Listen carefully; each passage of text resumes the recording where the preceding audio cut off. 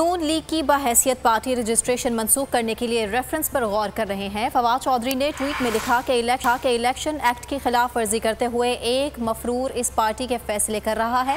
नून league ने ऐलान किया वो सुप्रीम कोर्ट को तस्लीम नहीं करते। ये ऐलान बजाते खुद आइन के आर्टिकल 6 की जद में है। तो नजर आ रहा है सामने लिखा हुआ है जुल्म मिटने के लिए दो चीजों से मिटेगा भाई। एक अदल की कुर्सी पे जो लोग बैठते हैं ना, वो अदल के हिसाब से फैसले करने लगे। दूसरा कौम निकल खड़ेगी उस जुल्म के खिलाफ, तो जुल्म खत्म हो जाएगा। या इन दोनों में से कोई एक चीज हो जाए या दोनों हो जाए। अगर 420 का मुकदमा था, उस वक्त अदलिया में जो लोग बैठे हुए केस देख रहे थे, वो पूछते ना यार चीट हुआ कौन है। जब उनको दिखता कोई चीट नहीं हुआ, केस खत्म कर देते।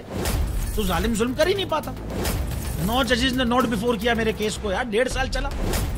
शख्सी जमानत का केस, सेम केस इस्लामाबाद में कर दिया। एक ही इल्जाम पे 2 केस हो नहीं सकते भाई।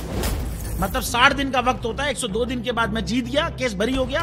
102 दिन के बाद अपील फाइल की, एक्सेप्ट कर ली। नहीं करते ना एक्सेप्ट, खत्म हो जाता ना जुल्म यार। भरी अदालत में मुझे बरी कर दिया, फिर पता नहीं क्या हुआ 2.5 घंटे बाद का नोट बिफोर। मैं नहीं सुनता ये केस, खड़े रहते अपने फैसले पे, मिट जाता जुल्म। अल्लाह ताला ने बिठाया इन कुर्सियों पे इनको यार, ये अल्लाह ताला की तरफ से फैसले करने हैं। तो या तो ये फैसले आएंगे, जुल्म मिट जाएगा, या कौम खड़ी हो जाएगी जुल्म के खिलाफ।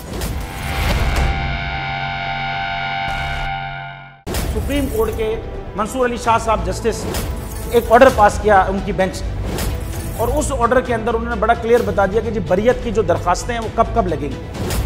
उसमें से एक वजह उन्होंने बताई कि जी जब कोई क्राइम ही ना हुआ हो तो बरी कर दें, ताकि अदालतों पे बोझ ना रहे, वो केसेस चलते ना रहे।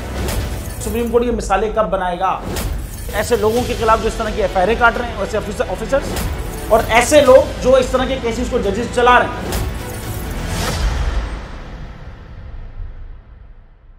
रहमत का महीना आ गया है, बख्शिश का सफीना आ गया।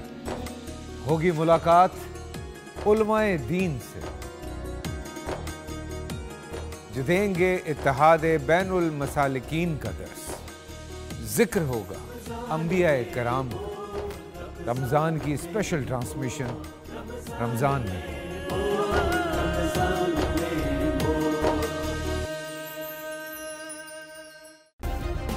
सब्सक्राइब करें और बेल दबाएं ताकि कोई खबर रह न जाए।